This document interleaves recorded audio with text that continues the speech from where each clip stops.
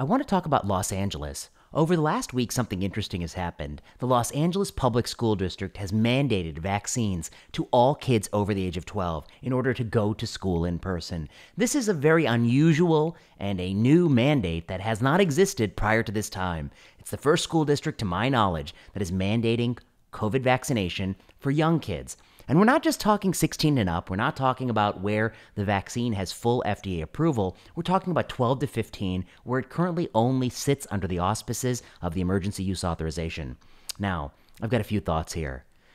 One, I think this is a problematic decision and we need to have a broader discussion about it. One, I think we have to acknowledge that there's a huge range in terms of opinions around vaccinating kids between the age of 12 and 15.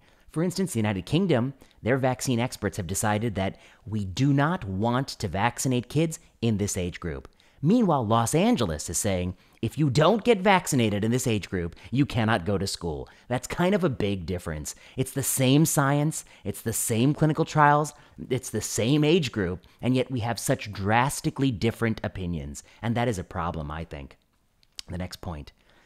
If you have a policy where kids have to get vaccinated in order to attend the public schools of Los Angeles, which by no means cater to the most affluent people in this country. They often cater to poor kids who need school as a ladder of upward mobility. And if you restrict their access if they don't get vaccinated, who are you punishing? You are punishing very young and vulnerable children. You're preventing them from coming to school. And for what? For not getting a vaccine that maybe it's not really even their decision. Maybe their parents aren't allowing them to get it. Maybe they're living in a culture where they have a lot of apprehension to it. They're not have enough information about it. And in response to that, we're going to throw them out of school? I think that's a very cruel thing to do. The next thing I would say is, there's no tailoring in this policy for kids who've recovered from SARS-CoV-2. They have very good antibodies if they recovered from SARS-CoV-2. There's no tailoring for young boys between the ages of 12 and 18. A young boy has a much higher risk of myocarditis with that second dose of vaccine. They have a lot of benefit from the first dose of vaccine. I'm not necessarily convinced that they benefit commensurately from the second dose and enough to offset the increased risk of myocarditis. I think it's a live discussion. And surely it's a live discussion when the United Kingdom advisors are saying, don't do this. So I find Los Angeles County's decision to be troubling. It's part of a growing movement I see where people want to use brute force to accomplish some policy aims. And that might have a time and a place, but it's very difficult to use brute force in places of ambiguity. And I would say that vaccinating kids between the ages of 12 and 18, it should still be a personalized choice, and we shouldn't yet enforce this brute force of a mandate. If we do, we need to know much more about the safety signal. Now, many people have said, well, we have other mandates for other vaccines, to come to school. Sure, you do, but this is very different. The risk to kids in this age group from this virus is very, very low. The vaccine for 12 to 15 does not have a full FDA approval currently. It sits under the auspices of an EUA. Our peer nations, the United Kingdom, a place where they also love children, they have decided not to vaccinate this age group. That's their expert advice. So this is a very different situation than the other vaccines that we're mandating. And I think it's very problematic.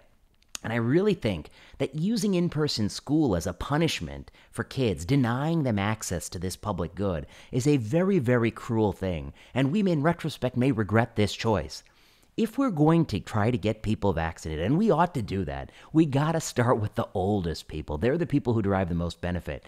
12 to 15-year-olds, get to that after you've gotten everyone over the age of 60, 40, 30 vaccinated. Then you can get to the kids.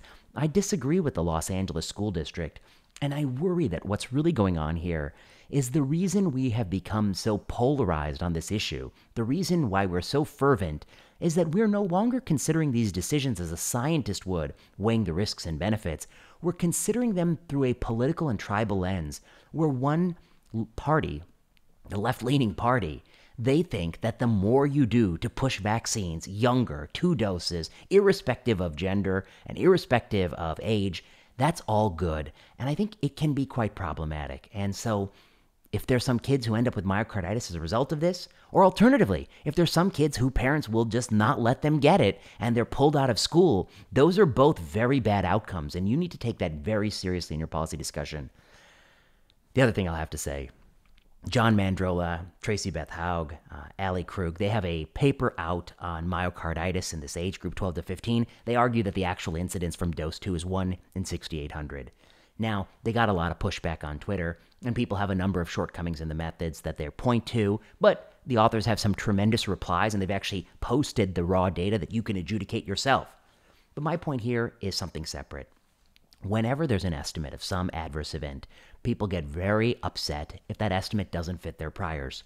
But the problem is, if the estimate is similar to other estimates, and in this case, we have had, for many months now, reports from the Israeli government that say it's around this ballpark, 1 in 3K to 1 in 6K. That's what's reported in Science and the New York Magazine. We also have the Ontario government's report, Moderna Dose 2, for that 18 to 22-year-old boys group. We're talking about a rate of 1 in 3,800. So we have data that says that the Mandrola paper, it's more or less in this ballpark.